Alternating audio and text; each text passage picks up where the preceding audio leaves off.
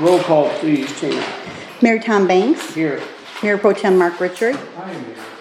Councilmember Robert Arnold. Here. Councilmember Ryan Heslop. Here. Councilmember Todd Pangle. Here. Councilmember Lori Machuk. Here.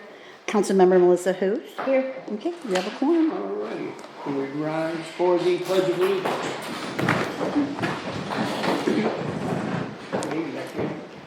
I pledge allegiance to the flag of the United States of America and to the republic for which it stands, one nation, under God, indivisible, with liberty and justice for all.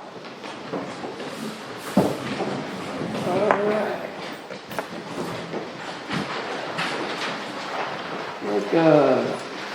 Seek a motion to approve the agenda for October 28, 2025.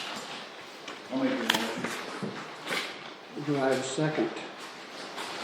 I'll second. All righty. Can we get a roll call? Councilmember Pangle. Yes. Councilmember Hoose. Yes. Mayor Pro Tem Richard. Yes. Councilmember Machuk. Yes. Councilmember Heslop. Yes. Councilmember Arnold. Yes. And Mayor Banks. Yes. Okay, motion carried. All right. Moving right along, I see that our guest of honor, Dr. Moore, has not arrived yet. So we're going to move on and we'll go back to him when he arrives. All right. We'll go ahead and open up the meeting to the public. The purpose of this agenda item is to allow persons to comment on agenda items that will be considered at this meeting. This is not a forum for debate or for which questions will be answered. The City Council will consider all items and questions and decide if they wish to address those items during the relevant agenda item. All persons addressing the City Council are asked to limit their comments to no more than 3 minutes. Do we have anybody who'd like to make a comment? Yes, sir. That's, what's his name? How's it going, everybody? From a mosquito abatement. Ben with APM. Hey, Tina, how you doing? Thank you. Yeah, good to see you guys. Yeah, good. I will try to be short and sweet. I apologize. I thought we had worked this out, but it's not a big deal. I usually come in October anyway, so just here to wrap up the mosquito season. We have long time been a contractor for townships and cities all around the state, and obviously including the city of Montrose. Chilly spring, usually we start truck spraying the week prior to Memorial Day every year. We really didn't start until June. If you guys remember back, Memorial Day weekend was pretty cold. And then the summer really was filled with summer thunderstorms. And June and July out here was really, really busy for mosquitoes. They were pretty bad, really peaking around the 4th of July. But thankfully, later end of August into September, we dried out. Even with the current rain events that we've had, we're still under a moderate drought. So when we get a drier fall, it really eases us into some nice, pleasant, no mosquito activity. So September was beautiful, still really nice out. We had 29 residents call the office this season, 146 miles of roadways sprayed in the city. We treated 27 standing water sites with about 200 pounds of Vectobacter G. 24 homes in the village were sprayed by backpack for people's request. We had 10 CDC traps set out here and tested for arbovirus activity. So that'd be West Nile virus, Eastern equine encephalitis, and St. Louis encephalitis. Thankfully, we had no activity in Montrose City or Township. I have an arbovirus update if you guys want that. The total mosquito pools tested in the state were about 5,300. The state tested, including with us. This is all the county data, APM's data, and Department of Health and Human Services. There was over 80,000 mosquitoes tested in the state. And only 3 birds in Genesee County tested positive for West Nile. So that's been popular. People ask about what's going on with arbovirus activity. Some years are worse than others. If we do have a positive pool, you guys will all be notified during that time, and there's kind of a protocol to follow. One thing we've noticed, the railroad tracks here are a major breeding problem. We got on the four-wheeler and treated a lot of those ditches, not only in the village or the city here, but all in the township. and they go the whole length. So when we get those big rain events in the summer, they just fill up with water and they are full of larvae. So we've been treating the water and actually spraying with the four-wheeler. So we've got a little fogger unit and you kind of go right through the township and city here. It works really good. Lastly, we treated 447 catch basins in the city for larval control. And we have the graph there. Really at a season high, New Jersey light trap counted 65 females on the 6th of August. So we've got spikes in June and July, another spike in August. But yeah, it was a bit of a roller coaster. Thankfully, we eased into the fall here, and I will get another copy of that contract sent over to you guys. I apologize on our side too. We'll sort that out. But thank you guys for your continued business, and any questions for me? 65 females. How long the trap is that? Is that one day? Yeah, so, yeah, there's light traps, they dawn to dusk, they turn on Sunday nights and Tuesday nights. So we collect them Mondays and Wednesdays, so that's one run. But yeah, we watch them from usually early May until right around September 15th, so keep an eye on what's going on, kind of tells you where your hot spots are, so. Yes, sir. Is there anything other than the railroad tracks that you notice that maybe we can take care of or address the residents on? Containers are always a popular one. You'd be shocked how many folks are breeding their own mosquitoes. I try to say every year, it's not, I've seen mosquito larvae in a Gatorade cap in someone's yard. So buckets, wheelbarrows, old boat tarps, that's a big one. Any kind of clutter. Even in the gutters, believe it or not, we've seen them up in gutters. So yeah, just good housekeeping. A few years back when we had Rose, they got together with the school and I think it was National Honor Society. Okay. And the kids went around to the different houses in the areas and pointed out things and the stuff. One of those guys kind of said, they did that in a couple of years. They said it cut their numbers down quite a bit. I don't know if that's something that you guys have the time, the manpower, or the desire to do, but yeah, it seemed to work pretty good, and maybe something we could do in another area too. Yeah, that's a great idea. Get with the schools. Yeah, we could talk to the township too. I'm sure they'd put some kind of educational thing together. But a lot of that, it truly is in Genesee County. So this is my 10th year with APM. I've kind of worked at each office around the state. Most of Genesee County is a summer floodwater problem. So there's over 60 species in the state. Up north, we get spring mosquitoes and spring swamps. Out in the Thumb and Caseville and Seaboing, we get cattail mosquitoes, like terrible, and Phragmites and cattail bugs out there. Here, it is just a dice roll of the rain dance is what I've been calling it. If we get 4 or 5 inches of rain, you can guarantee 7 to 10 days later, we're gonna have a hatch. So those mosquitoes are containers as well, but you're looking at ditches and flooded yards. Yep. So it's not necessarily a city issue as much as the township as well. All the ditches in the township, they seem to fill up with water. So the one spot that we found was always an issue that's been a problem to get addressed is the Black Lagoon and behind the school. Yep. That's always muddy, nasty, gross, and for a while they were just forgetting to treat it. They didn't realize it was there. Okay. It's and then just across the fence is the orchard's got a drainage ditch there. Yeah. And they didn't know that was there either. I don't know if you guys are the lagoon is on our spring site, so that does get hit every spring. Cool. So we've got some new GIS software, so it's pretty black and white what's getting hit and what's not. But at any point, if you guys want us to go check out water, including residents, like if you guys have anything in your yard you want us to look at, or the council, any of you guys want us to go, all you gotta do is call the office, and we will get guys out and check it out for you. That's not a problem. So. Any other questions? I think we're good.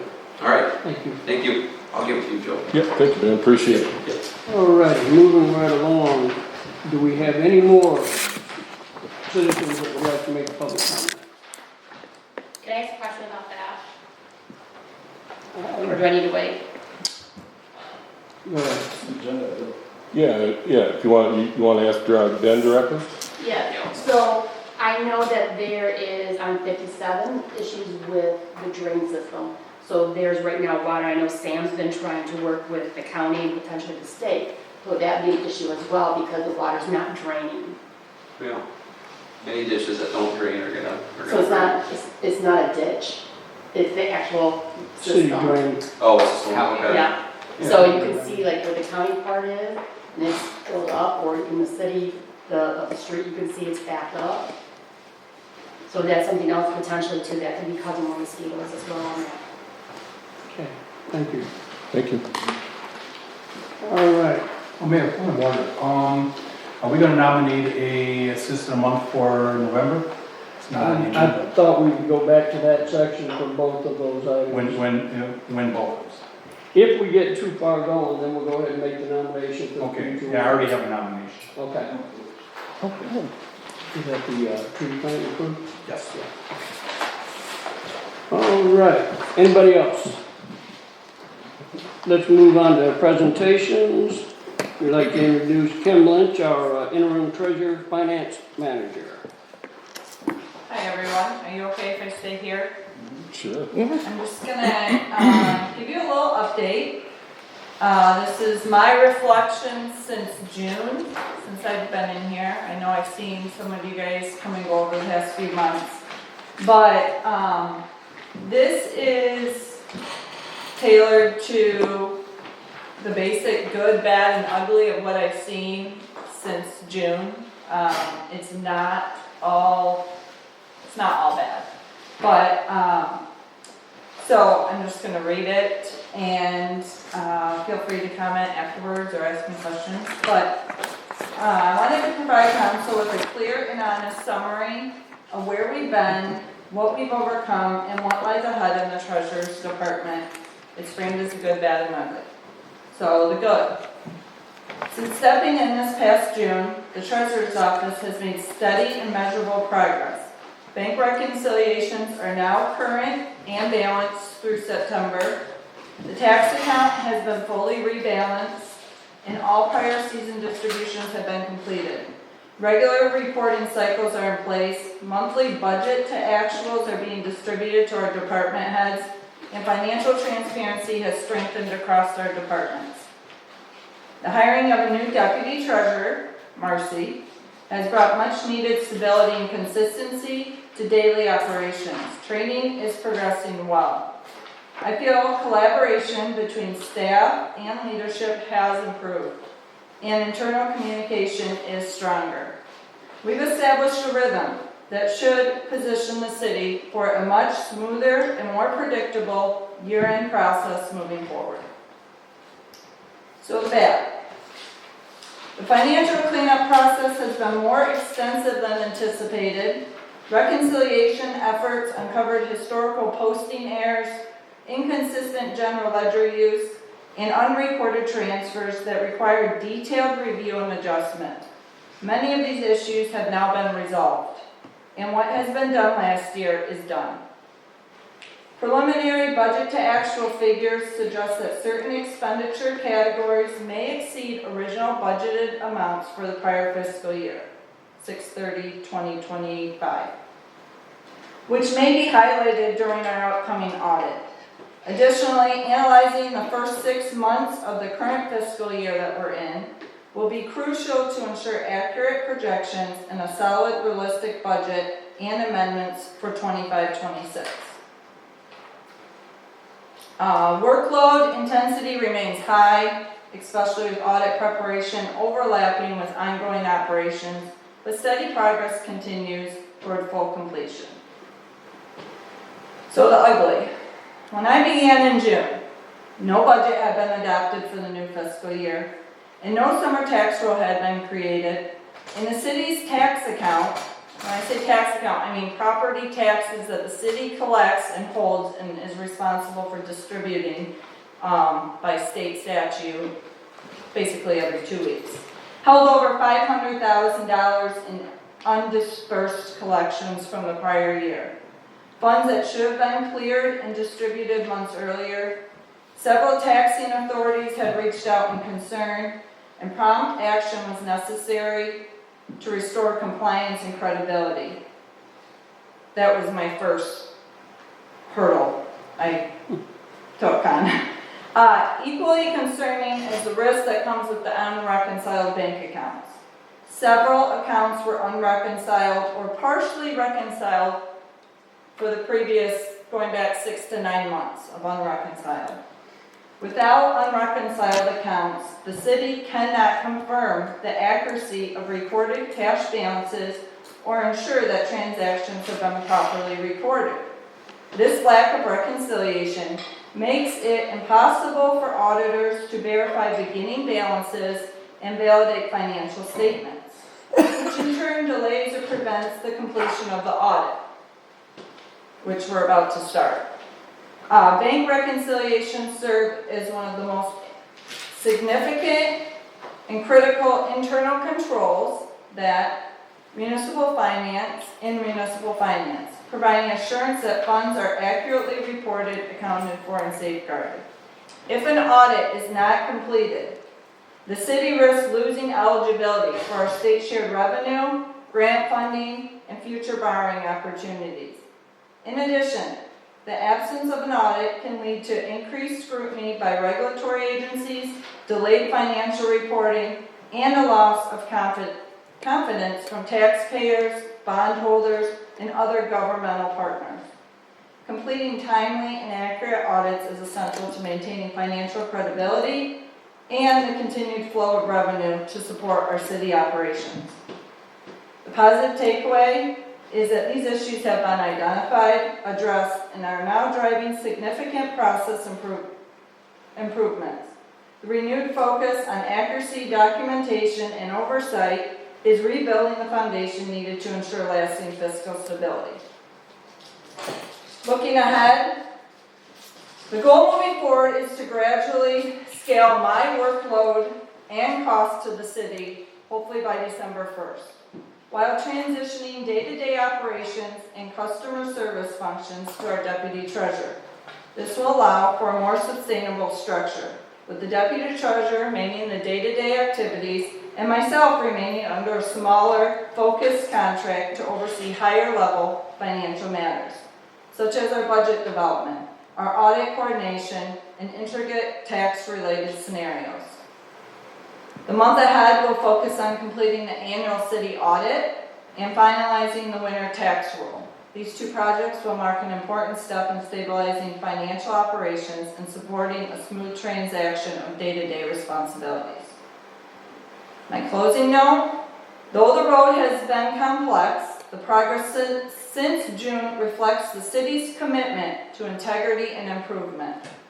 I'm grateful for the council's support and the awesome teamwork within City Hall as we continue strengthening Montrose's financial operations. The good news is that each challenge faced this year has produced lessons that will hopefully serve us well into the future. And that's all I have. Thank you. Do we want to entertain any questions here for her? That was a pretty good synopsis. Hmm? So I think that was a pretty good synopsis. I thought so too. Yeah, I just wanted to thank you for all the work that you've done to put out the fires that were there.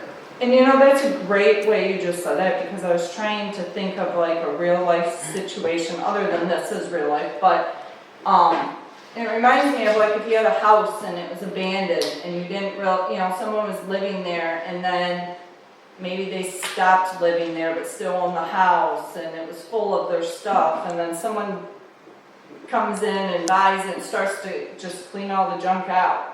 And then they can kind of see the floors and the walls and go from there.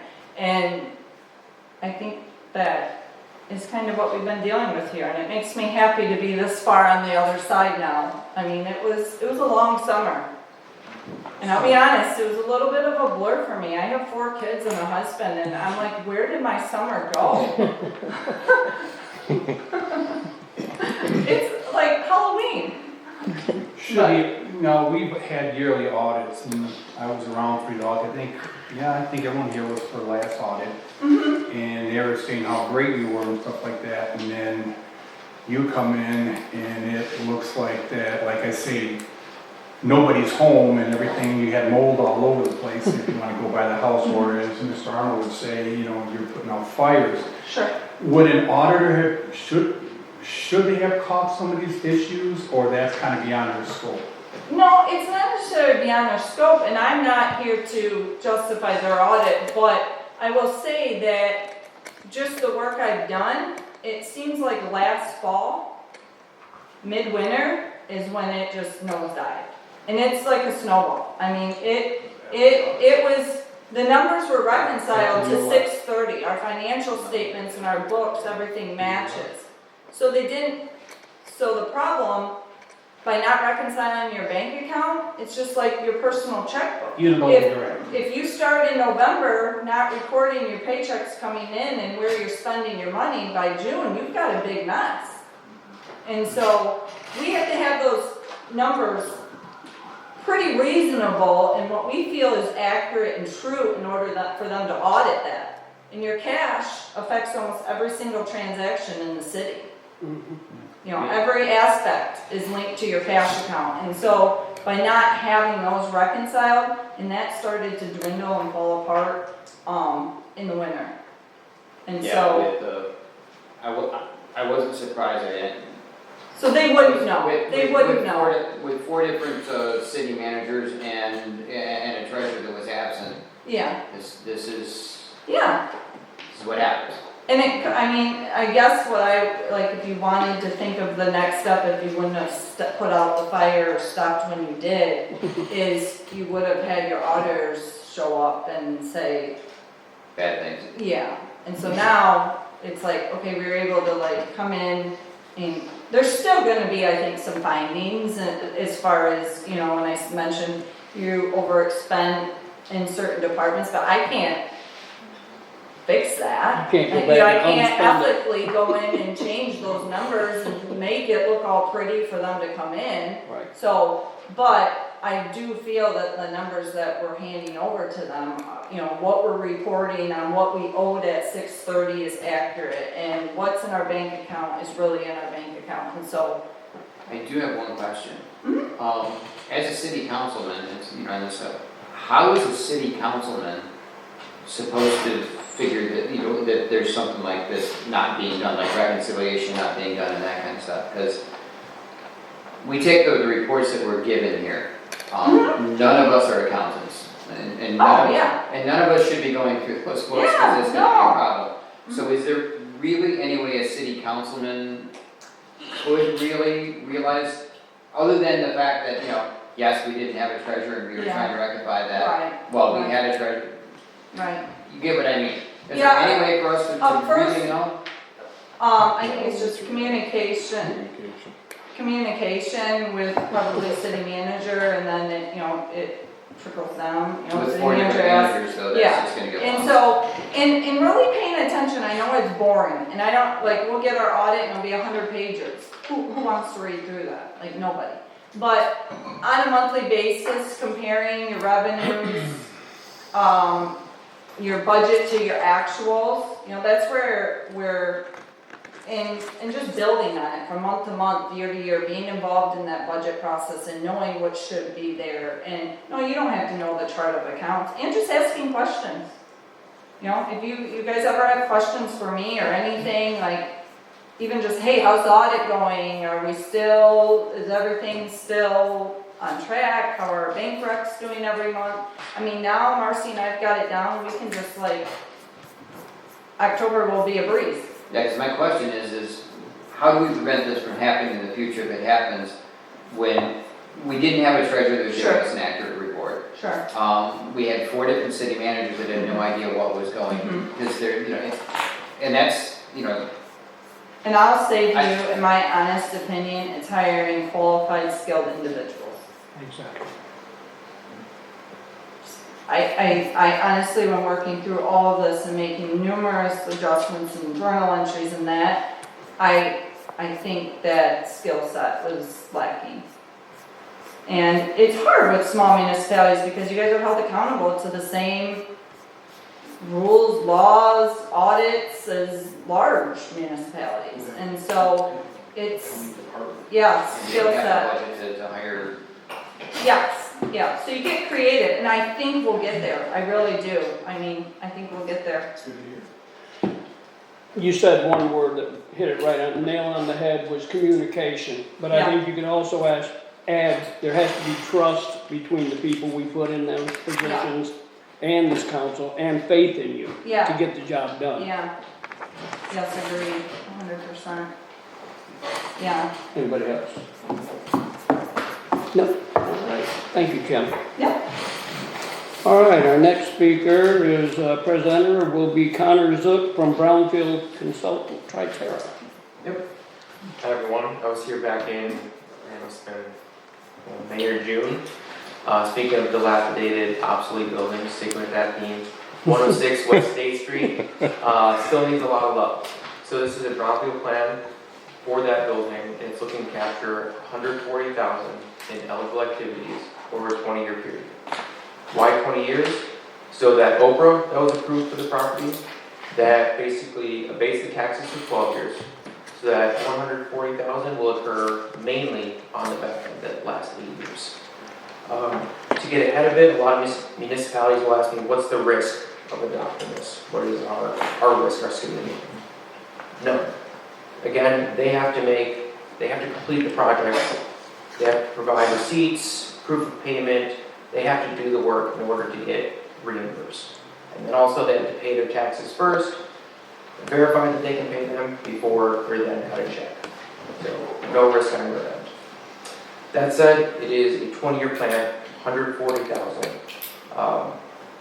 Total investment into that building is about $2.1 million, probably closer to 2.2 now, just since the last time I've been here, costs went up. It's going to create about 2 to 4 jobs and 4 apartments. That's it. I'm here to answer any questions you may have about the project or brownfields in general. Anybody have any questions for us? I think it's been presented fairly well so far. Yeah. And kind of up to speed and stuff. Do appreciate you coming in and updating us a little bit. Are they gonna have to dig, because I know, talking to some of the people who've been around here longer than I have, that they had a gas station there with tanks of oil. Are those still there? Do they need to be removed? Contaminated soil. There's not. Not So in sampling these did occur around the building to make sure that the soil was suitable and not contaminated, and they came back clean. Good. There is a little arsenic, but that's not a gas station contaminant we're Nope. worried about. Naturally occurring. Yeah. Anybody else? They did test for petroleum contaminants. We good? Yes. All righty. Thank you, Mrs. Zook. All right, why don't we go ahead and step back now to Citizen of the Month category. Go ahead and make your I nomination. make a motion for Citizen Month of November of 2025, the individuals who came out and helped the manager and I plant a bunch of trees. Support. Yeah. Do you have all the names and addresses and everything? Is there something you need? Joe, do you have them? Could you get them? Yeah, I'll get it. Yeah. Absolutely, man. I appreciate that, Mark, you coming out there. It was and fun. being a part. It was great. Learn You should a lot try it about food sometime, plants. Mayor. I think I was working that day. No. I was. All righty. We going to take a roll call on that? Councilmember Heslop, Yes. Councilmember Arnold, Yes. Councilmember Machuk. Yes. Mayor Pro Tem Richard, Yes. Councilmember Pangle, Yes. Councilmember Hoose, Yes. Mayor Banks. Yes. Okay. That's a good one. All righty. Now we'll close that out and we'll leave it open. If he shows up, we'll go ahead and do it. If not, we can seek another day or something. All right, consent agenda. I would seek a motion to approve items A through N on the consent agenda. I'll make a motion to approve items A through N on the consent agenda with the correct monthly city clerk report that was submitted today. And we remove the current report that was submitted in our council packet this past Thursday. I'll second. Okay. Do you have any discussion? Yes. Well, first of all, I like the idea how they do these budgets now, where they show the percentage of how we're supposed to, where we should be at this time of the year. We should be at about 32%. So That's what we did at the union, so, you know, when I was on the FinOp committee, you could take a quick look and see where we're at. I'm just curious, for the treasurer, are we gonna have to move monies? Because they're at 68.82% now, and I know in the union, when I was on FinOp, we would have to move money, so you'd have money to pay those folks. Do you want me to answer? Yeah, sure. Yeah. So, I indicated in my report that my next goal after we get through the, tax roll and the audit is to really start looking at what was adopted, because like, as you may remember, we were 2 weeks out from July 1st when this budget was adopted. We don't have any real concrete backup for those numbers. It was more just based on, well, this is what was adopted previous year. So we'll look at what was last year's actuals, where are we at this year, what is the plan, and then hopefully mid-year, December, January, we'll propose some budget adjustments. Yeah, because at this point, And I will say, just because obviously that's the department I fall into, and as I'm looking over year-end things, I know that that department did come in under last year. oh, I'm sure it is. Considerably. Yeah, so, but there were other departments that were over, and it doesn't really work like that. Oh, treasurer department, you were under, so you can be over next year. It's as a whole, your general fund in each department needs to stay within their budgetary means, so. Well, maybe now that money was put in that account, and I know that's when I was on the FinOp, we would say, well, next time around, maybe you need to put a little more money, because I know it's since July 1st and 23rd, it looks like 27,000 was spent in that department, and it's only 39,000, so. And then just. And looking at how the allocation of wages and fringes and things were built in and what we think maybe we should do moving forward. You don't want to get too aggressive mid-year. I think we need to make sure that we stay within, obviously, our means and adjust it. This is a year of rebuild, I will say. And where the real key planning comes in is into next fiscal year budget, where we have the appropriate amount of time, we have the individuals in place, and now we're really building our concrete budget. So if any accounts run up to that at this point, when we get near 100%, you'll let us know when we can move monies? Yes, that's my goal, do mid-year budget adjustments. Okay. Yeah. Or maybe there's another department that's not really spending what they were given, so we can bring that one down or something like that. Okay. Yeah. Thank you. Any further discussion? None? All right, can we get a roll call? Councilmember Pangle, Yes. Councilmember Hoose, Yes. Mayor Pro Tem Richard, Yes. Councilmember Machuk, Yes. Councilmember Heslop, Yes. Councilmember Arnold, Yes. Mayor Banks. Yes. Okay, motion carried. All right. Thank you guys. Thanks, Ben. See you. All right. Now we're going to be moving on to our public hearing. We'll be entertaining the public hearing for Brownfield plan for parcel number 60-17-581-008 West State Street, Montrose, Michigan 48457. At 7:34. Okay, do we have any? It's only open to the public. Does anybody? Yeah. Nobody? All right, then I would close 7:34. 7:30, well, 7:34 and a half. There you go. All right, moving right along to the public hearing for zoning text amendment, Article 14, PUD, Plan Unit Development District. All right, we would open that up to the public at 7:35.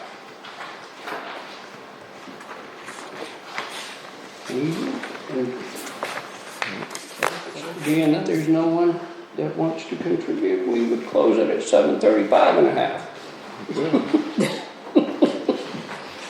Moving on to a public hearing for proposed ordinance number 461, an ordinance amending the City of Montrose Code of Ordinance number 434, Article 3 entitled GBL General Business License. Do you have anyone in the public that would like to contribute to that? At 7:36.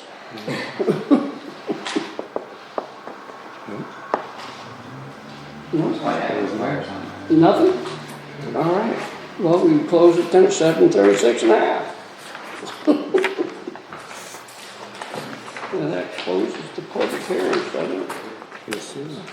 All right, being that there's no old business, we're moving on to new business.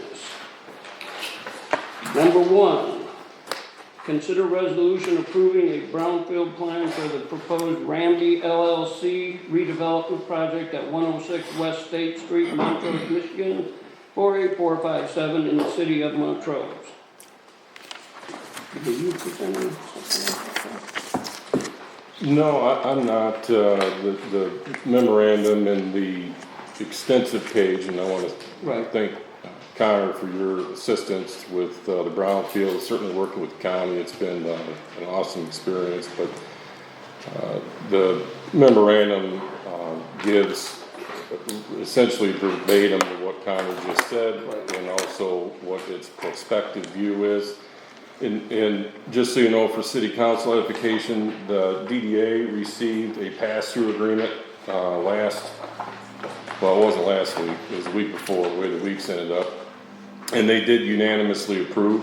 We had very good discussion on that pass-through, considerations of the property, the extensive economic development that the DDA, myself and consultant is working on for the city of Montrose. So it was very productive, and the report certainly helps with that, and it certainly gives an idea of where we're going as a city in the long term. So any questions, I'll be happy to answer. Of course, I'll punt to Connor relative to Brownfield and any of that stuff. So You just started, I will make a motion that we approve the resolution approving the Brownfield plan for the proposed Ramble LLC redevelopment project at 106 West State Street, Montrose, Michigan, 48457 in the city of Montrose. I probably support it. Can we get a roll call? Discussion. Or discussion, yeah. No, I was gonna. No, I think it's, I'd rather see the property rehabbed than torn down. Absolutely. And it'd be nice with the apartments and possible business going on in the main floor and apartments, because I know there's such a shortage for housing at this time in this country. Councilman. So the man right here, this is some of the best presentation materials we've received in a long time as far as organization, easy to read, easy to understand, very well. I'm impressed overall. Nice to see you come prepared. Yes. All right. Would there be any other discussion?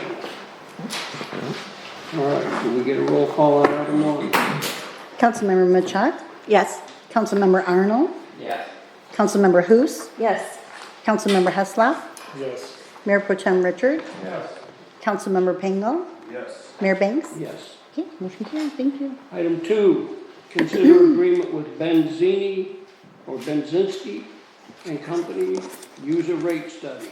I'll make a motion to agree to the agreement with Bedzinski and Company for the Support. user rate study. Support. I like the fact that it's completely grant funded. Okay, Yeah. motion for discussion? Good job, Joe. yeah, you need a second. Excellent. She got one. Oh, was there a second? Lori did. Yeah, thank you. All right. I'm No, a little nervous to find out the results of this study, but Yeah, yeah, it's gonna be ugly. Thank you all. thank you. Thank you, Yeah, John. have a good I'll evening. be in touch with you tomorrow, so Sounds good. appreciate it. Safe travels. Thank you. All right, can we get a roll call then if we have no further discussion? Mayor Pro Tem Richard? Yes. Councilmember Hoose? Yes. Councilmember Heslop? Yes. Councilmember Arnold? Yes. Councilmember Pangle, Yes. Councilmember Machuk, Yes. Mayor Banks. Yes. Okay, motion carried, thank you. Alrighty, item number 3, consider PSA amendment number 1 for additional services related to the city's DWAM grant and Fleis and VandenBrink Engineering Incorporated. I make a motion the city council approve the PSA amendment number 1 in the amount of $14,700 for the final FSR to EGLE within 30 days for these additional services that are 100% grant funded at no cost to the city. I love it. Support. Any discussion? Works for me. Yeah, okay, can we get a roll call? Councilmember Heslop, Yes. Councilmember Machuk, Yes. Mayor Pro Tem Richard, Yes. Councilmember Arnold, Yep. Councilmember Hoose, Yes. Councilmember Pangle, Yes. Mayor Banks. Yes. Okay, motion carried, thank you. Okay, number 4, consider resolution to enable the city of Montrose eligibility for fire insurance withholding program. I'll make a motion that, that's number 4, the resolution to enable the city of Montrose eligibility for fire insurance withholding program. Support. Now, discussion, is that where, like, if there's a fire that does, at times the city can get money back from, a fire at someone's house? I know we had something like that before, but I'm not sure if that's what it is, there's some clarification. Yep, correct. It's important that we are able to hold that in escrow. The city has had money delivered here for other purposes, so. That was around when we started doing it, I think it's a great idea. Mhm. Any further discussion? Todd, you seconded, correct? Okay. Okay, can we get a roll call? Councilmember Pangle, Yes. Councilmember Heslop, Yes. Councilmember Arnold, Yes. Councilmember Machuk, Yes. Mayor Pro Tem Richard, Yes. Councilmember Hoose, Yes. Mayor Banks. Yes. Okay, motion carried, thank you. Item 5, city council consider live streaming city council meeting policy.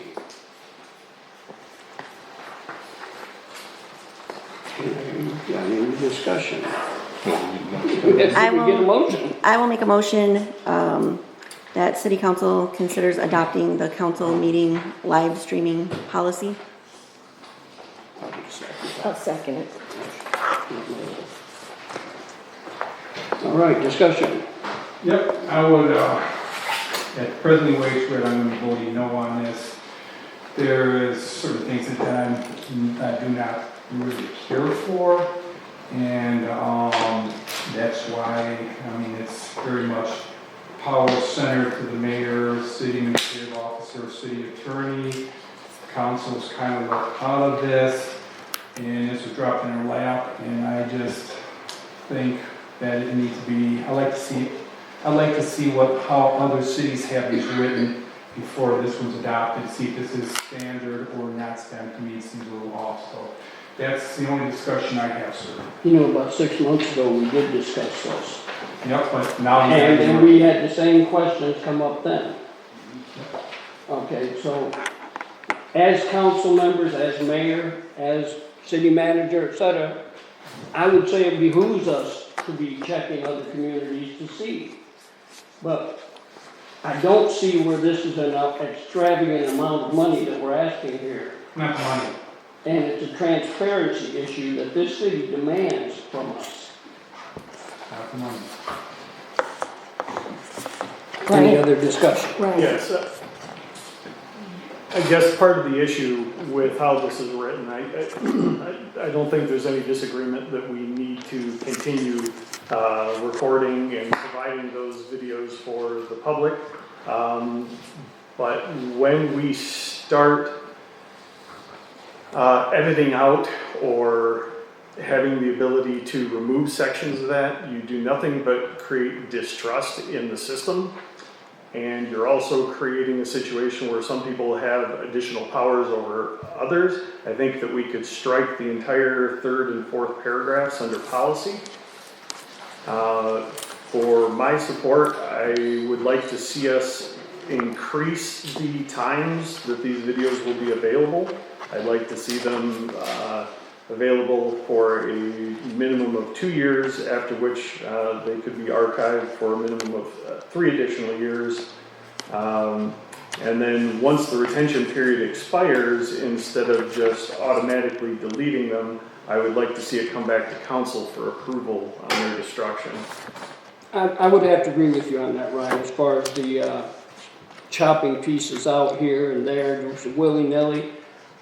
I think that legally, that this might be a point where we'd ask the attorney if that is a situation where we could actually be violating the law doing that. I didn't read it as chopping anything out or having the ability to chop anything out. It's mayor and chief administrative officer of the city attorney at his discretion may at times direct the termination or interrupting of live streaming services. Such direction will only be given in certain things, and when consent debate is considered misleading, defamatory, potentially inappropriate to be published. To me, I read that as if something is happening, they can decide to cut it. I don't read that as they can go in and edit it.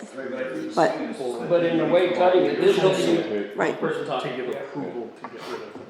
I'm done. I'm just worried about a violation of Open Meetings Act where we've decided that this is a form that people can do it, and all of a sudden, boom, all of a sudden they can't get it anymore. And it will look like we're trying to hide something, even if it's defamatory. That's my concern. Subjective. And the question is can they edit it out later? And with live stream you can't. And if it's showing one and then deleted off the recording later because it was deemed defamatory, this becomes a government public record as soon as the city decides to publish it. If we delete things off there, I think we're in violation of the Open Meetings Act. And I don't think we can just cut things off whenever we don't want somebody to hear something. I think that's what we're getting at. I think we're gonna have trouble there. And I agree with that. Yeah. But can we get the attorney's opinion on this? Would that be a violation of the law if we allow that to happen? Right, but that's why we're bringing it up. Yep. And it's something I don't think we need to make a decision at this time. I do want to have the videotape, whatever, how you guys want it. It doesn't make any difference to me. I'm always, my job, I'm in the spotlight, so I don't care if people record me. This is Mark, and this is who I am, and I was raised to act in a professional fashion, which I do. So I don't care. But yeah, I just don't like the idea. I agree with council member Arnold and Heslop that those paragraphs I find kind of concerning, and I would like to really see this one set aside for the next meeting, have the attorney go through it, because we're just dropping this in his lap, and it's kind of locked in. He's just got here, and so he can do a little bit of research and see what really we should do. I would rather have it set aside. For the most part, I think we're all on the same page with Yeah. this is a good idea. We just want to make sure it's a good idea that doesn't cause more problems and division in the future. Exactly. Agreed. I have another concern. I think that when we do post them, that I think it needs to be on a platform, whether it's our own, that people can stream from this. But I don't want it locked behind some sort of, paywall or something where you have to join something in order to do it. A platform like It would be on the YouTube. city website. Yeah. If it's there, that's fine. It mentioned different social media services. I'm just saying I would prefer it not be behind, say, Facebook, which requires a membership and a page of your own and all that, rather than a very basic, let's say something like YouTube where you can go on and view it without any kind of additional login. That would be my other concern. I think the idea of YouTube was a great idea initially, but we ran into a situation where it needed to be sanctioned by the city. Yeah. And it wasn't. And so if we're not posting it to social media, if we're hosting it ourselves, then there's no issue. Right. Because we can do that. I'm saying, should we choose to go down a social media post, let's make it one that's open and easily accessible. I agree with you, because like Facebook can decide to edit it themselves, and I don't know how much. And also, if you don't have edits on their own. If you don't have a Facebook account, you can't view it. So I have a question. Okay, Melissa. If the attorney goes over it, he looks at it, he gets rid of what shouldn't be there. If there's things that shouldn't be there, then we can vote on it next Next meeting. That's what I would recommend at this point, that we set this aside, because I think it's asking a lot for the attorney just to drop in his lap and make a decision now. He's gonna have to go through, get on his computer, look at what cases, what law is and stuff like that, and figure it out from there. I don't want to set it aside completely, I just want to kick the ball into his court. Yep, I'll set it aside to the next meeting. Yeah. I just a step, I mean, I think a motion to table here, put it on the table, and you can renew it next month, take it off the table as part of. Well, table set aside and table's the same thing. Yeah, that's what I'm saying, yes, but you're empowered to make that motion. Well, the motion's already been made to adopt it, so. And then you have a motion to table. Okay, do we want to get a motion? Do I need to change my motion? Or Okay. does she need to withdraw her motion? I can. No, a motion to table can be made at any time, even if there's another motion on the floor. Okay, I make a motion that we table this for review and bring, and then the attorney can please bring it back at the next meeting for recommendation. Support. And on a motion to table, there's no discussion, so it's just a Okay. roll call vote. All right, can we get a roll call vote, please? Councilmember Hoose, Yes. Councilmember Arnold, Yes. Councilmember Machuk, Yes. Councilmember Heslop, Yes. Mayor Pro Tem Richard, Yes. Councilmember Pangle, Yes. Mayor Banks. Yes. Okay, quick Thank comment. Sorry about that.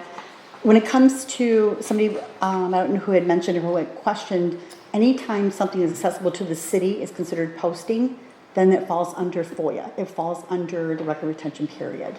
So, I can't remember who, somebody asked the question. There's an established way. FOIA dictates that, doesn't it? Right. Thank you, counsel. All right. Good to see us all agreeing on something. Okay, we got that finished. Number 6, report on community development block grant, CDBG funding. Just a report. Informative report. Yeah, informative. If you have any questions. Did we have any questions or discussion regarding that anybody saw? No, but it's good advice. Yeah, it spelled it out well. Yep, I agree. Okay, so it doesn't require a motion? Oh, so we don't need a motion? No, it's just a report. Nope. Okay. Number 7, consider amending administrative personnel handbook leave of absences and time off. I'll make a motion that we amend the administrative personnel handbook to abide by state law, which is basically what CDBG here. Yes. I'll second it. All right, any discussion? Yeah, Mayor, if you don't mind, I am been nibbling at the personnel handbook. My goal is to get what would be described as the administrative handbook with various other additional policies, and also individual policies that I'll be writing and updating to you guys at your November meeting. So I have to work through the financials. There's some things that I have to work out with Ken relative to MERS, because of the current handbook is not consistent with the application of what employees are contributing and so on and so forth. So we just got to get those numbers. So appreciate it. Thank you. Thank you. Okay. Any other discussion? Yes. Why? I'm sorry, my packet is incomplete here, it stops, but I had written down a section that I guess I want clarification on, because it said that we were modifying it, but it said, for the city of Montrose, as an employer with 10 or less employees, an employee shall not be entitled to use more than 40 hours of paid earned sick time in a year unless the employer selects a higher limit. We're literally limiting the amount of sick they can use to 1 week's worth of pay. We can increase, that's the state law. Yeah, this is Right, but what I'm saying is, if we're setting that and it's saying we can set a higher rate, are we, or is it going in with this 40? I think it would be a case-by-case basis, actually. Do you have a set No. amount? Attorney saying no. No? Well, It would potentially be contractual, so you would have to give them at least 40. Some people you can give more, some people you can give more of more, Right. or you can just set everyone gets 80 hours or something like that. So that 40 is the floor. You can agree that you're going to do the floor, or you can agree that every employee gets 80, or you can say that after 5 years of its service you get a certain amount. So there's kind of a bunch of different ways you can stack that. Could they do no more than a certain amount and no less than the 40, so that if they need it, they have it? Is that feasible to Yeah, I mean, as an say? employer, you can give them as much sick time as you want. I mean, that's the freedom is limited to you can't reduce it below 40. Right. The base minimum that by law you have to give them 40. But the If you want to wording- give them 80 or 120, that's. But you could word it to the point where it would say that no more than. Right. And they're accrued. Yeah, that's what I'm thinking, Because if they can accrue over, what is it, 69, almost 70 hours, I just, coming out of COVID, and Yeah. we have some, people, myself included, who are getting older, and the doctor's appointments start adding up, and, also if we have anybody who has small children, limiting somebody to 40 hours just seems problematic. That should be the rock bottom. Does anybody know offhand what it currently states? What it currently says? Is We there- have- It has nothing in it, your current Yeah. personnel handbook, so this just establishes the minimum and amending it, and then I think what's important, But it's you're saying it's a maximum of. There's a maximum, not a minimum. More than 40. that's right, you're entitled to They use, generate 69. so Is that right? 40. I can't talk over other people. You asked me a question, so I'm trying to answer it, is that Okay, guys, come on. the current the current handbook does not have this in here. The current handbook, which I've been working on since June, since I got here, will incorporate this, and then if you as council want to say, hey, let's give the part-time individual 60 hours, or have it in accrual, I can give you some options. I just be very considerate of that, because we have to budget that going forward as well. And that's not part of the budget. That's not part of it. So now, we only have Marcy as our current part-time employee. Everybody else is full-time. So it's not a tremendous impact. We're not going to kill the bank if you want to have 50 hours, but the base, as the city attorney said, is 40. So this just gets us compliant right now, because we haven't been. Bob? My question is this, the way I read it, it says they can only use, not Yeah. accrue. It's saying. So it's not how many that we give them, it's how many they can use in a year. So if we give them 60 and we adopt this because it says they can only use 40, so you give them 60, but they can only use 40 of it. That's what. That's what, so if I remember this correctly, at one point, unless I'm reading that wrong, at one point, we eliminated sick time and vacation time, just went to PTO, because it makes it a lot easier. Then it's not sick time or it's one chunk and they use it however they want. Is that? We have not established the max. This is just giving you the baseline. If you want as council to give a part-time employee under the state law a minimum of 40, and then. That's, the way I'm reading it, it's not how much we're giving, it's how much they can use, because it says they can only use up to 40. Correct. So that means if they have 60 hours of time, let's say they can't touch it, they can't use it. I understand, because we haven't set that condition yet. That's what we're doing right now. To speak hypothetically to that, if you gave 50 hours, they can only use 40, you could also allow the 10 or over. Which is required by the state. Yeah, so then the 10 would go on, so they'd start with 10 the next year, and then they can keep accruing, and eventually they could be paid out on this account. So that's another thing, is that it doesn't go away. I get what you're saying, yeah. but if somebody, let's say for example, somebody falls and breaks a hip, they're gonna be more than 40 hours out of their sick time. They have 50 hours of accrued sick time, but they can only use 40 of it. Under this way, That's what I'm saying. So they have the time, they just can't use it. Yeah, well, correct. And it's not, and it's, if we only give them 40 hours, it doesn't matter.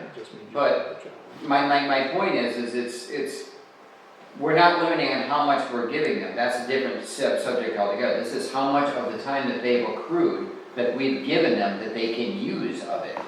So if they, and even if we roll it over, so let's say they have 40 hours of sick time this year, and then they roll it over to next year and they get 40 plus this 10, or 50 plus this 10, eventually we're just gonna be paying them out sick time, or they're gonna, lose it or whatever, even if they do get sick, because they can't use it. Because it's like, here's your 50 hours of vacation time, but you can only use 40 of it.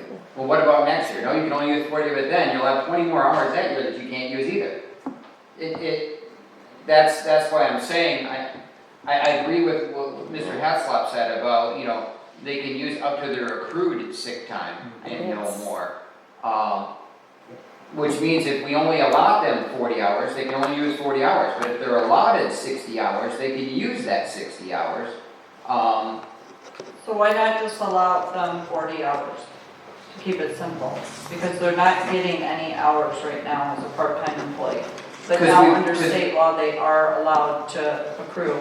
Because we had turned to all of the time, That's sick full-time. time and vacation, yeah. And we haven't had a part-time employee before, so this is something new. And we haven't decided what we're gonna give them It doesn't for say, their- this doesn't say just part-time. It covers all state law. What? It covers all employees. That's what I Right, thought. so why are we talking why about- are we talking about just part-time if it covers everybody? I thought though, if you have, like PTO, it suffices that, like if you have something richer than that, then you Right. abide by that, it doesn't apply. So what he's We saying is also- only one of our employees that this would change their agreement Marcia. is a part-time. Mercy. Marcia. Yeah. Correct.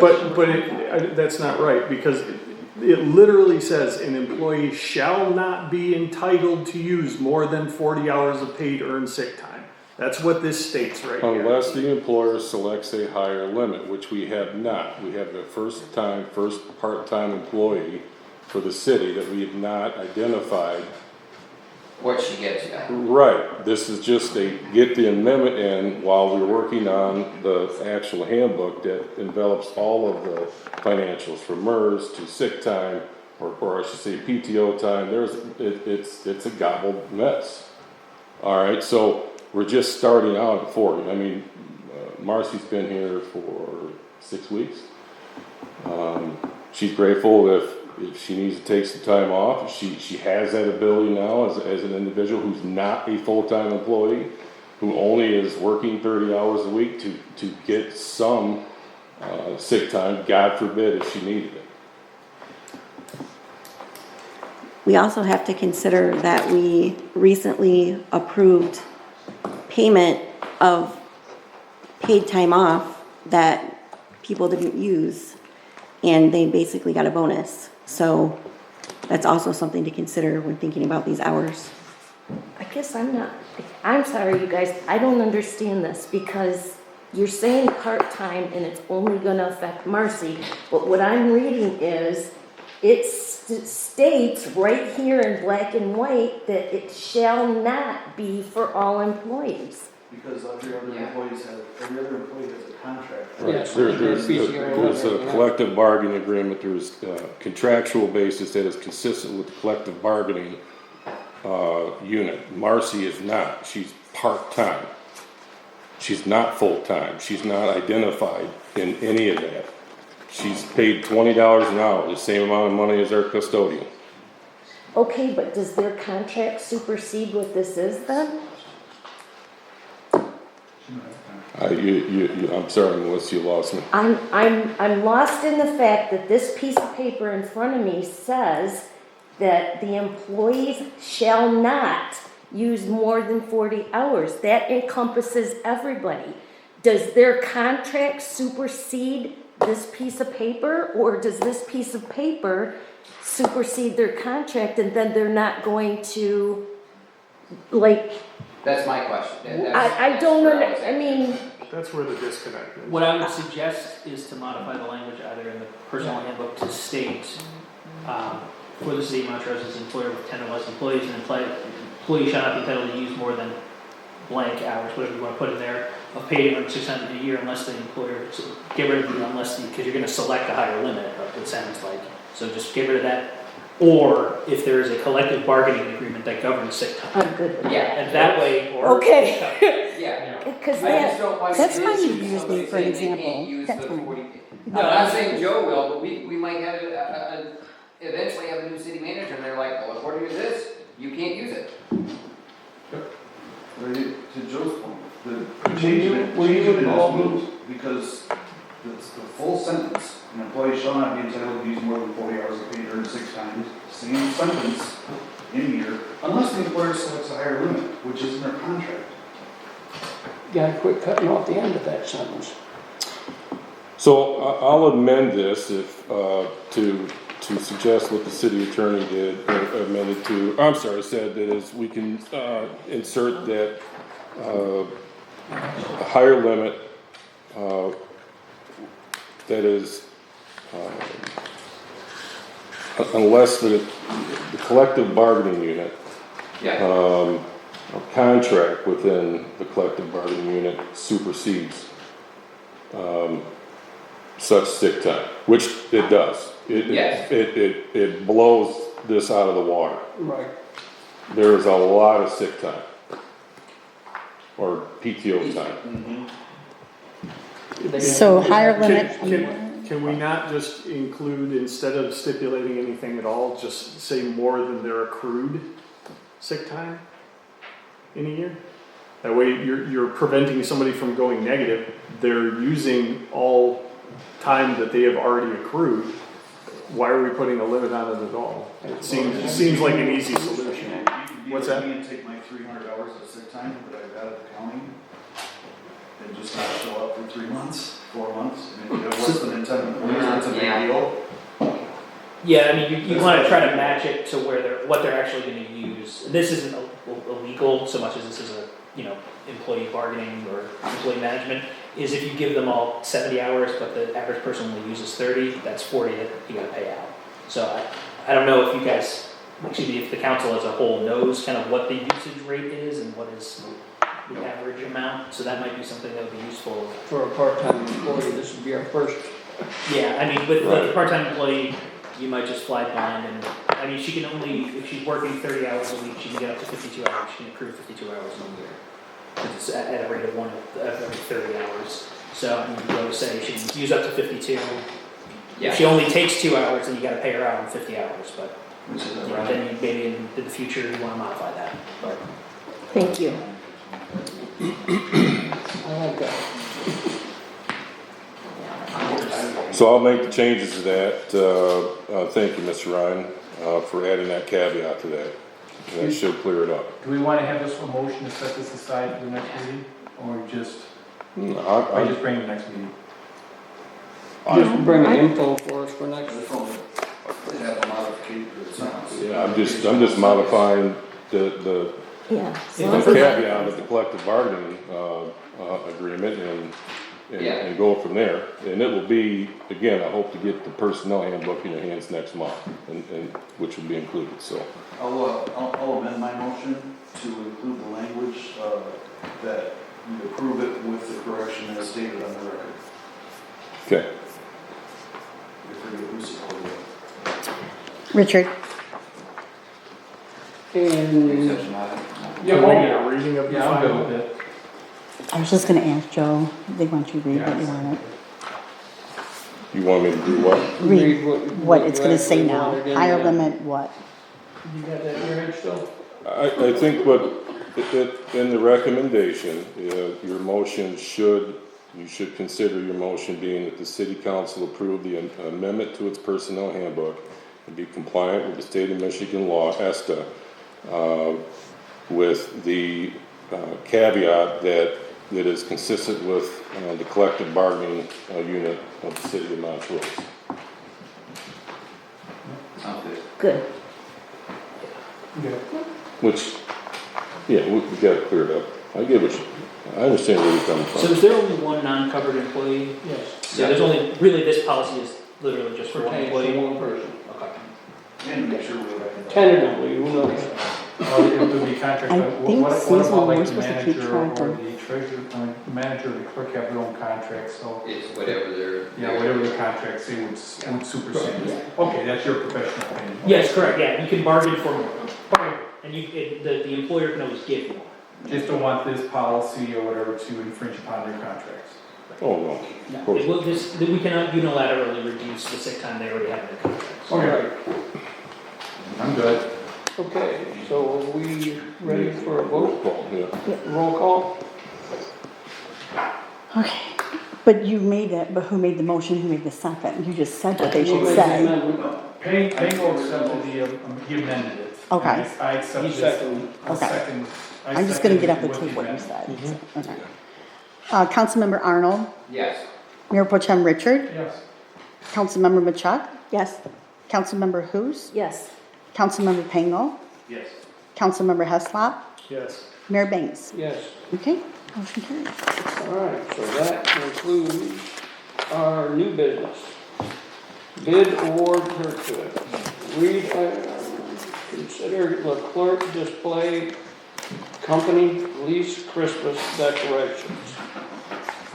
I guess that's something we do on an annual basis anyway, is it not? I would like to make a motion that we renew the lease from The clerk display company in the amount of $1,680 for our Christmas decor. I think they do a lovely job and have for several years now. Yes. I'll second it. Any discussion on that? Nope. Can we get a roll call, please? Councilmember Pangle, Yes. Councilmember Hoose, Yes. Councilmember Heslop, Yes. Councilmember Machuk, Yes. Councilmember Arnold, Yes. Mayor Pro Tem Richard, Yes. Mayor Banks. Yes. Motion carried, thank you. Moving on to ordinances. Item A, consider adopting zoning ordinance Article 14, Planning Unit Development PUD District. We need a motion. Make a motion that we consider adopting ordinance Article 14, Planning Unit Development PUD District. Support. Any discussion? I have a question. Okay. How did this come to pass as far as being asked for or recommended? How did it originate? Yeah, it started back in August, when I sat with Wade Trim, our city planner, looking at the master plan that the city council adopted in, I think it was either October or November last year. There is, properties within the city of Montrose that, we're trying to make the master plan, this zoning or PUD makes our master plan consistent with the housing study that we recently adopted and amended our master plan with the housing study. The PUD allows for multi-use development that has a significant amount of caveats that the planning board and the city still is in the driver's seat, as was explained by Adam Young from Wade Trim to the planning commission. The planning commission, and I tried to get this to you in September, it just couldn't make the timing. But the planning commission approved this unanimously with a public hearing. We had a few, well, I don't know if it was comments related directly to that PUD. There's a citizen here, sitting here in the second row, that we had some good discussion with relative to some of her property that she owns, but it just brings in line the consistency of our master plan, the zoning that the master plan calls for, and I think that it will help the city of Montrose in its potential development of property that is available for the city with the use of PUD. And again, this is not a NIMBY thing. It's a very strict guidelines relative to PUD, what the city is authorized to do. And I think it will benefit the city greatly, and the planning commission thought so, and they voted for it, voted on it unanimously as well. So that's why it's been punted here, because it's amending the ordinance, an actual ordinance for your zoning. And that's why we had to have a second public hearing with your city council that's consistent with your city charter. And that's it. Any other discussion? So are there any properties or developments that this is, that we're pushing this to try and, be able to do something different with it? Or is this just simply from the, trying to bring the master plan in line? I think that's what it initially was, the master plan needed to be brought along with it. Yeah, and there's other zoning, there's actual zoning pieces within the city, your CBD and your GBD. Your current zoning is not consistent with the master plan necessarily, and I'll be working probably December, January, February with the planning commission and city planner to update that zoning as well. There might be potential development, but I'm not Nostradamus, and I don't have a. And you're not real estate. And I'm not real estate, but I think it'll benefit the city. All right, any further discussion? Can we get a roll call? Councilmember Heslop, Yes. Councilmember Arnold, Yes. Councilmember Machuk, Yes. Mayor Pro Tem Richard, Yes. Councilmember Pangle, No. Councilmember Hoose, Yes. Mayor Banks. Yes. Okay, All 6 right. ayes, 1 nay. Motion carried. Moving right along to ordinance item B. Consider proposed ordinance number 461, an ordinance amending the City of Montrose Code of Ordinance, Article 3, entitled General Business License. I'll make the motion that we adopt ordinance number 461, general business registration ordinance amend City of Montrose ordinance 434, Article 3, entitled General Business License. I second.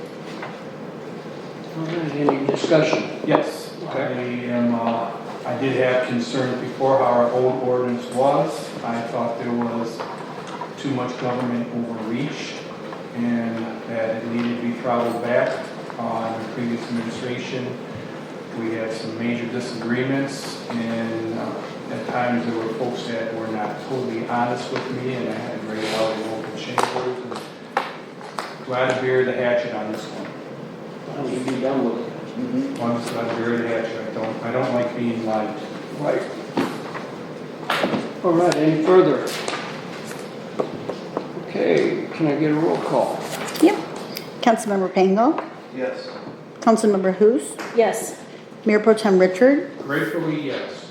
Councilmember Machuk, I'll be abstaining. Councilmember Heslop, Yes. Councilmember Arnold, Yes. Mayor Banks. Relievely, yes. Okay. Motion carries. All right, appointments, none. All right, we are now going to open it back up to public open session. Purpose of this agenda item is to allow persons to comment, praise, or raise a concern that they feel the city council should address. This is not a forum for debate or for which questions will be answered. The city council will consider all items, questions, praise, and concerns, and decide if they wish to address those items during the agenda item city council comments.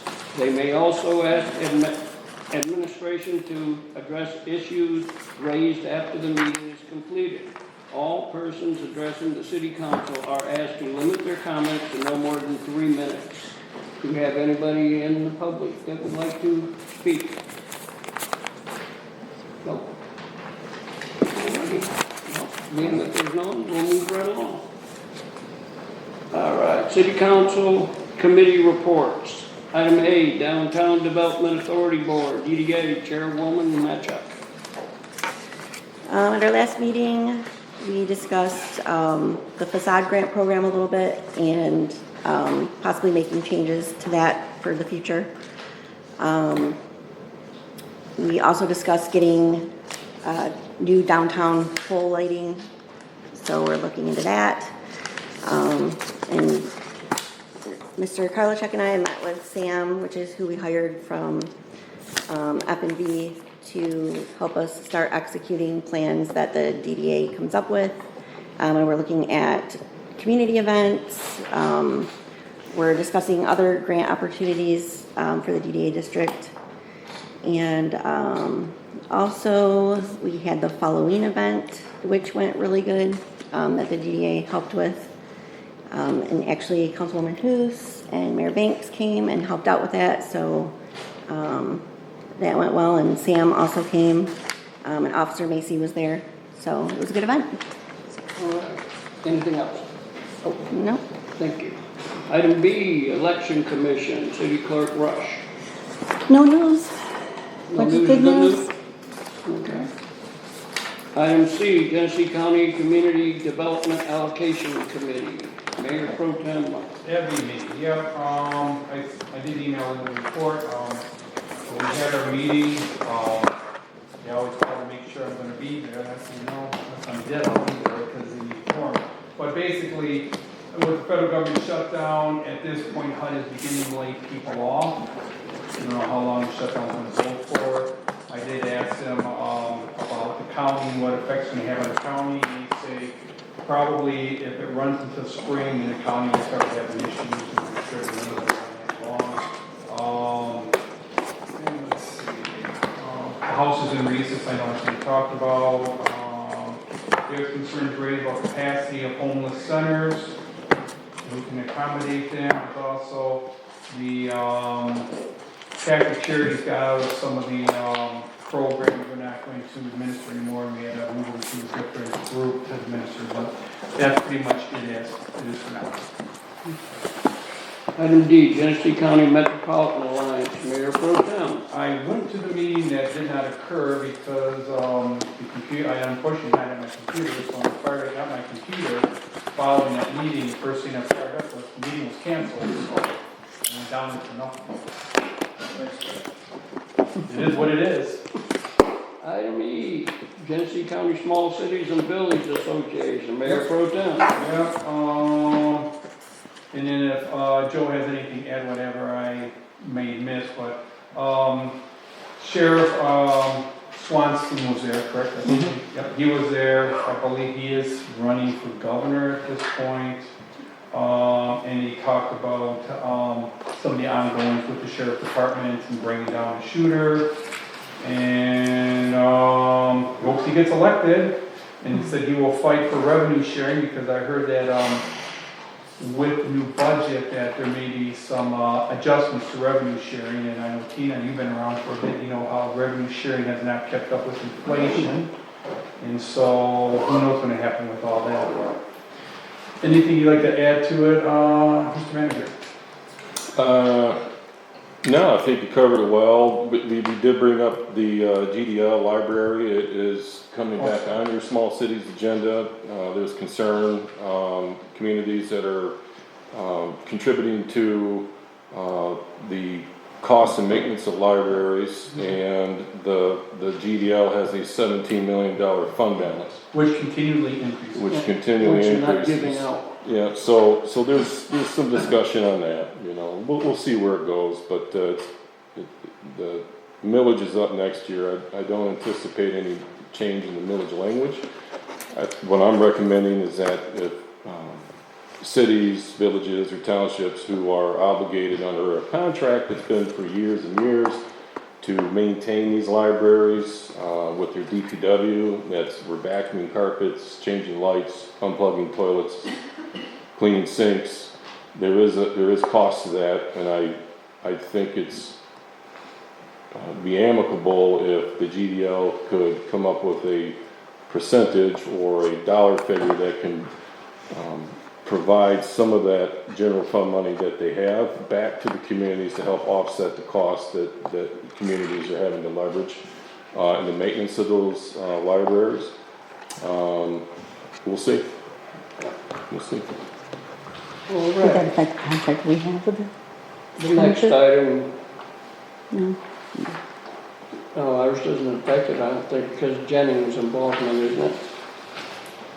Well, Not that one. there's nothing being affected because there hasn't been any discussion with the GDL on contracts with Right. communities. In doing so, there's always been political suicide. Yep. Jennings has Littleton. Jennings, the funding for the library and that stuff isn't done through Jennings, it's done through the city, And township, township, and yeah. school district budget. Split it by three. Just asking for some money, that's all. All right, item F, Tennessee County Water and Waste Services Advisory Committee, Councilman Heslop. I wasn't able to attend, Sam did attend, Okay. but he's not here this evening, And I correct? think he provided you with something, did he, Joe? Yeah, I do. Just for council and edification with the public, per Sam Spence, he attended that meeting in the absence of Mr. Heslop. He wrote here that Ed O'Brien spoke on reducing large peak sewer I&I or inflow and infiltration during large rain events. Just so you know, that is a serious issue across all communities, particularly those who have wastewater treatment plants. Last rain event was in April. Monitoring municipalities' waste with meters. Keep below 3 times daily average during events. Penalty for excessive volume. I'm not quite understanding where this comes from in terms of the penalties, but they're discussing anywhere between $500 and $6,000 if penalized for half for treatment, half for reimbursement and fix. And then measured rain amounts with 17 rain gauges throughout the county and with local news agencies. So they're pretty hot to trot on that. And although it wasn't listed in here, but PFAS continues to be a serious discussion. But we'll see how serious the state of Michigan wants to get at the legislative level to facilitate funding for communities who have their own wastewater plants or are part of the wastewater plant, which the city of Montrose is, which everything goes to Seymour Road. So we'll see. That's it. All right. Item G, Planning Board, Councilwoman Machuk. There was not a meeting. There was not a meeting, Councilman. Going on to item H, 9/11 Consortium, Councilman Pangle. No general membership meeting this month. Okay. Item I, Zoning Board of Appeals, Councilman Arnold. And there was no meeting for zoning board of appeals. Next one is February. Item J, Montrose Area Chamber of Commerce, Councilwoman Hoose. I did not attend, but I don't think that there was a meeting. Doesn't surprise me. All right, well, that concludes that. Now we're gonna move on to City Manager Report. Yes, thank you, Mayor. In your council packet, I provided you, like I do every month, kind of a breakdown of activities. There is a tremendous amount of activity. First, I want to thank our presenters. I want to thank Kim for being here and giving the good, bad, and the ugly. And I appreciate the hard work that her and everybody is doing to get the city back to being great again. So, just a few other things. I want to let the council know that I've submitted our final, what we call FSR, to MISTA relative to the housing study. If you recall, back in June or July, I provided a memorandum to City Council identifying some deficiencies that the city has had in the $40,000 grant. The city had paid already out of pocket $40,000 for this housing study. I was able to get the housing study through the Planning Commission and then amend our master plan and then closing out that grant so the city can get reimbursed with that money. So that, and I'm sure you understand the retro phone MISTA grant, that was closed out. We received somewhere between 260, 270, 260, $270,000 in recoups. We wrote a check, they reimbursed us. I am trying to get as much as we can reimbursed administrative costs to the city. The city started this 2 years ago. Unfortunately, the record keeping was poor, and I can't allocate as to what Kim, to even from the finance side, I can't, it's unethical for me to try to go back and say what the previous 2 or 3 city managers did when I have no official legitimate records. So the only thing that I can account for Administratively, it was my time and all the effort and time from the treasurer's office to accounts payable to try to recoup some of those costs. The city was eligible for 30,000. We'll be lucky to get maybe 5,000 because of that. So just letting you know. We continue to build succession planning within the organization with cross-training that's consistent with your SWOT analysis that was provided to you last month. I already mentioned the administrative handbook. Speaking with realtors and various properties, I want to, what we described as creating an environment of hospitality. I've been able to work with other organizations in helping connect other people for some properties that are dilapidated downtown. I hope that will continue. Working on a global CIP plan for the city, encompassing all areas for the cities for next fiscal year in preparations for your budget workshop.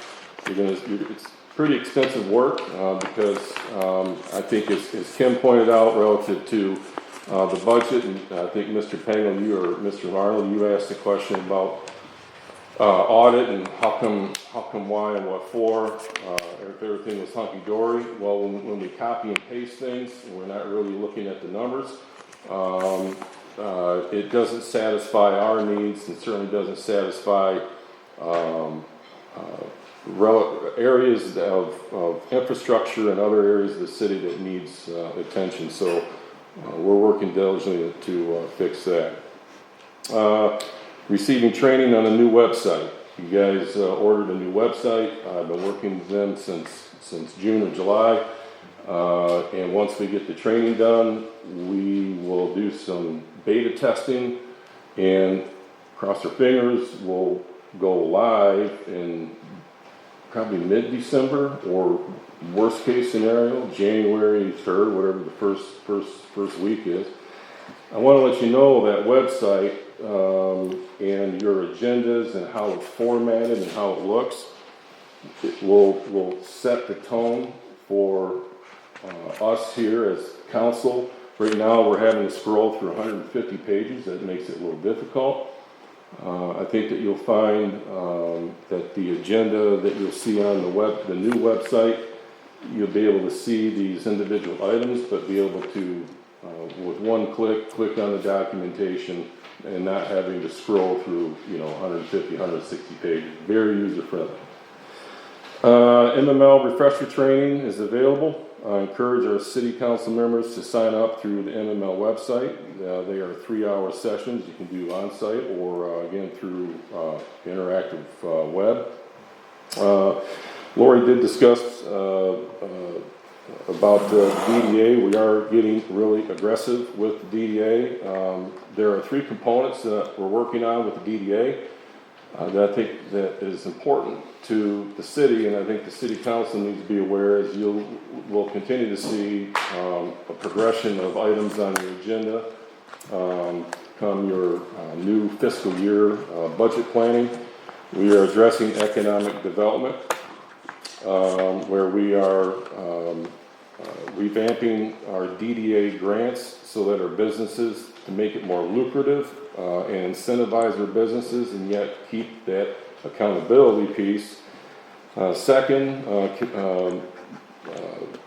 the CIP planning involving a number of capital improvements, whether it's actual pole lighting that's dilapidated downtown that we're looking at and working with the township of Montrose, by the way, through NDOT. 3, community events, marketing, and sponsoring activities. The DDA has an obligation to do so, and it's been described at best as lethargic, and we are actively working with our business community, working with philanthropic organizations to meet with them and to bring them into the fold, because when we work together with everybody, we can accomplish so much more and not live in our silos. I've been working with our staff finally. I'm sorry, Mayor, I'm sorry, Council, I know it's getting late, there's a lot of stuff, but this is the last piece. Working with our staff on rental inspection ordinance. I'm on pace to send letters out to property owners November 3rd. and begin inspections after the new year. We're taking it very slow and methodically. Our processes and building our systems internally through the treasurer's office, through our city clerk and our secretary. Everybody's hands has to kind of touch this, and certainly prepare our code enforcement officer for that. We have looked at all the properties. We've looked at with our city secretary on 3 occasions to validate rental properties and parcels within your city. And we hope that with a more streamlined process, where we're not being duplicative in our efforts, we can roll out inspections in a way that can benefit our renters and benefit our landlords for the long term, and have good relationships with the individuals. We're not here to carry a big stick and be jerks, but we want to make sure that our tenants are taken care of, and certainly vice versa, and support our landlords who have problems with tenants. So that's it, Mayor. Thank you. All right. City Attorney, Mr. Ryan. Just want to say thank you again to the council for putting the trust in me and hiring me. This was my obviously first meeting. Glad it was lively. I kind of got a sense of the council, which is always good. A couple other firsts I have. My first criminal pretrial for City of Montrose on Thursday. A stolen goods, concealing stolen goods case. Other than that, I just wanted to say, because I am new, one of you that, other than Mr. Karlichek, that I'd ever spoken to before I got here with Mr. Pangle, which was, tech support in my professional capacity. If anyone wants to meet with me or have a phone call to kind of get to know me, ask me about my philosophy on things, love to do it. I could provide you my phone number or my email, and just kind of try to work out a time where we can sit down and meet. Other than that, again, I just want to say thank you, and I look forward to working with you all. Welcome aboard. All righty, moving on to city council comments. Ryan, anything? Just real briefly, I had originally asked for just a bit of a question and answer period with the new city attorney, so we can start building some relationships and things, I guess. And also because this has been deemed the period of time when any of us can ask the city attorney questions. We've been, due to council rules, we are limited in our contact with the city attorney, so this is our moment. So just as a heads up to anyone else, if you have questions for the city attorney, now is your moment. But that being said, I do want to welcome you, sir. I'm pleased with what I've seen so far. Do you have a copy of our? Very good. You're on it. So just want to, I guess, make sure that you had one of those, and just a couple other basic questions just to kind of get a feel where you're at, and just so the citizens can hear as well. But can you just describe a little bit, kind of what is your understanding of your role as the city attorney? Sure. Number one is the protection of the city, making sure that it abides by its own charter, state law, even the federal constitution, things like that. So making sure that the council, number one, doesn't take any action that's going to lead to legal consequences. I also see my role as kind of edifying somewhat arcane things for either the council or the public in general. Things like Brownfield plant are not kind of kitchen table talk, but it's important. These are zoning, brownfields, general business. The things that are on a city council agenda are not always the most exciting things, but they are important to people's lives. And I think sometimes things get too jargony, too lost in legalese. So I do also see my role as using clear and concise language in order to allow the council to make the best decisions for the people who elected them, but also to help explain concepts to the general public that they might not necessarily know about. Okay. And just, I guess, can you explain what the duties of the city attorney is as it pertains to things like ordinances, regulations, contracts, bonds, and other such instruments? Sure. So, I mean, in terms of ordinance and resolutions, that is something that I need to review beforehand in order to make sure that the city is in fact following its own charter, following state law, just kind of doing things that make sense. I don't have a ton of subject matter expertise in bonds. I tend to tell my clients that they should defer to a bond attorney on those matters. Contracts, a lot of contracts are fairly boilerplate, so what I tend to do is review them. Anything that I think would take a council person by surprise in a contract, I tend to pull out and say, hey, you might want to watch out for this. Something like, sometimes contracts have what are called liquidated damages provisions, where you have to pay some obscene amount of money if you break the contract. That would be something that I would pull out to the board. Generally, if I don't see anything out of the ordinary legally, I will just sort of say, I don't see legal issues. I am always happy if someone points me to a contract and says, hey, can you break down exactly what this is? I'm willing to do that. I don't do that as a matter of course. One, because I'm usually billing by the hour, and I don't, unless I'm asked, I'm not going to kind of put those hours in and ask you to pay me to do that. But if, especially if someone says, what exactly does this clause mean? I see that as my role of explaining that, making sure that everyone on the council knows what they're voting on before they vote on it. So I do assume a level of knowledge of the council members, of sort of an average educated legal consumer. But anything that's outside that realm, I feel it's my duty to break down and explain. I think I covered everything. There's something else that you mentioned. Basically, the review process, but the way you understand it is that if you see something that looks out of the ordinary, that you're going to bring it to our attention. Correct. It looks, something looks like, oh boy, that pay rate seems awfully crazy, or this time period for whatever, any of these legalese issues. I of course am not a lawyer, so I would depend on you, sir. But that's important if because for a contract to be legally valid, we have to follow things like charter rules. Would you agree with that? All right. So, and I guess just welcome aboard. But my other question is, what is your scheduled plan to be here for future meetings? I intend to be here at every regular scheduled meeting, special meetings. I have one tomorrow for Flushing. If I'm given 24 hours notice, I pretty much always can attend. I've missed one board meeting across my municipalities because of illness, and it happened to be last month, unfortunately. Other than that, I attend whatever. I have two municipalities that conflict with each other but do not conflict with this account, so I do not foresee any reason why I would not be here.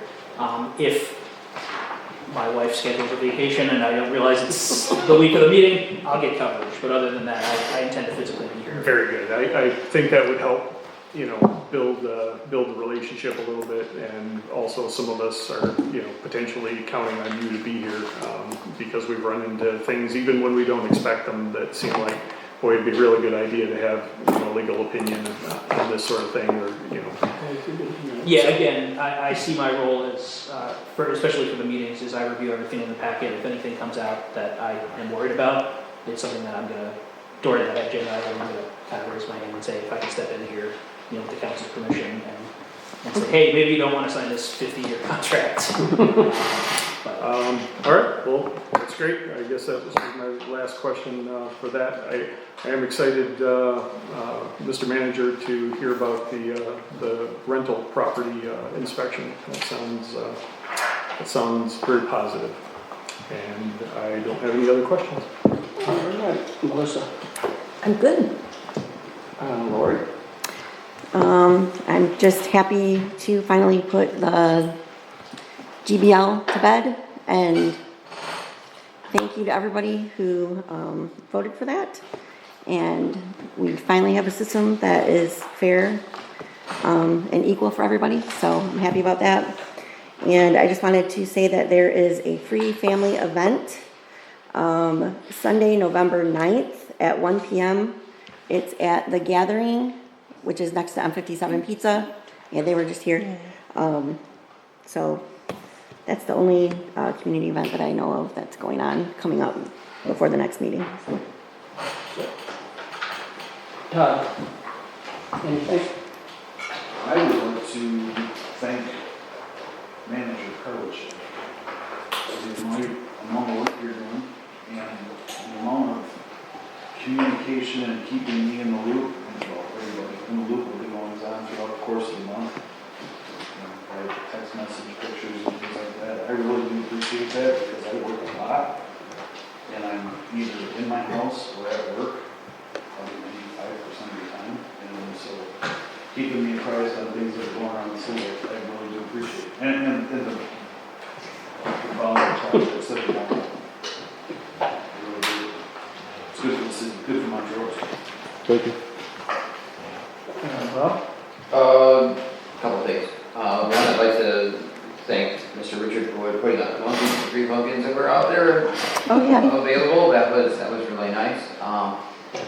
And I would like to, for the DDA thing about the planning and the community thing, back before the dark days, COVID, we had somebody from the University of Michigan come in, and she was talking about, she ran the communication department, and she said they would love at some points to find a city that would allow their advanced classes with supervising the thing, come up with a marketing plan, advertising plan, development plan for a city. Of course, you don't have to adopt anything, but just a study and all this kind of stuff, and it would be free. You still have that contract? Considering it was 8 years ago, I'm gonna guess that the person's probably not there anymore, but it might be something worth looking into. Free is good, and getting a relationship with one of the largest universities in the state could be beneficial in other ways too, eventually. Mark? Just want to pass these out. Just want each council person gets one. But basically, there was some confusion on the contract, and I already talked to the manager. I just want to clear the air. That's what I do. I'm an investigator. But basically, there's some confusion why I voted for a contract, and then the following meeting I voted against it. And basically, the contract I'm handing out, shows the 90 days of severance pay, and it was bumped up to 120, and that's what caused confusion, so it just didn't pop out of my head. It's just, this is what I was originally given, and I just assumed, and now that's on me, I assumed that was what was in the packet. I should have looked to make sure, but I did not, so that's on me. But that's why I did vote in that fashion, and I wanted to clear the air that, yes, I think I'm the second oldest person on this board. No, you gotta be top. But I'm not going to see now yet. Me neither. That's questionable if you ask the board, we should probably do it right now. The pumpkins, that was, I grew them out at the community garden, and had found that pumpkins and squash grow like crazy out there. And I had always liked the pumpkins, so I let Joe know about it, and I dropped them off. I think next year, I'm just gonna grow pumpkins and squash out We'll have there. a lot more to give away. And, yeah, it's just gonna be all pumpkins and squash, and I'm on the, Knife of Columbus, and I might grow a garden over here with them that has more of the tomatoes and stuff like that, where it's a lot closer to my house, so I can pay more attention to it than what's way over here, so. But it was a pleasure dropping them off, and, the Mexican food was good. It's sad, well, I didn't get sick of good food. Usually I get sick on Mexican, but it was good, so that's my comment. But I just wanted to clear the air why myself, and I think a couple other council people might have voted the way they did, so.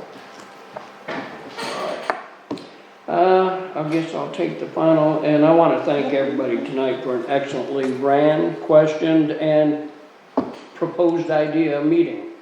It went really well. I was happy to be part of it tonight. Thank you, guys. All right. Other than that, I was going to mention Dennis's event he's got down there at the gathering also. The one up here that we had, I mean, Dan Hill, Oh, yeah. I was under the assumption that he provided something, but he provided it for a cost. Hay wagon, which transported people back and forth from the city to the museum. And they went in, the museum people were staffed, and they were giving candy to the kids and everything, so it really went over really nice.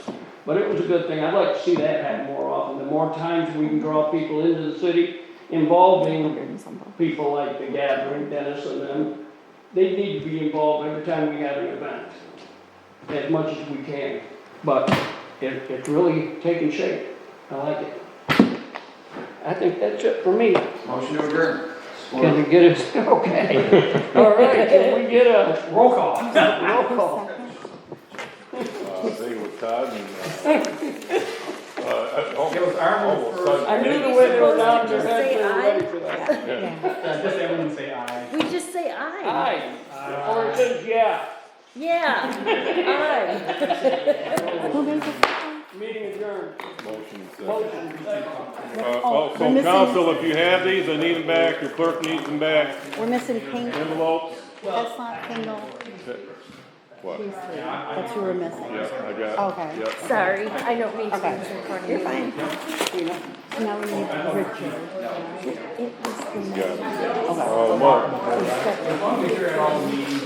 Mark, It's Mr. Richard, you have your, I need your envelope. Okay, thanks, sir. That's why it was like. Am I passing them out? 4, 5, you can throw it away. You can throw it away. Let me lock them up because my shoulder's full. You can throw them away. I got an electronic copy already saved. Okay. Good night, everyone. Good night. Drive safe. I really liked Kim, thank you. I really liked Kim's report. Is there any chance I can get a copy of it? You had a great report. Arnold. I mean, it's just kind of like my own notes, but Yeah, it's more of a working notes thing, but, There's so much information in there, I couldn't keep up. Hold up, Would you be hold one willing second. to take a call from her I tomorrow or mean, if you want to something? give me your email address, I can do email.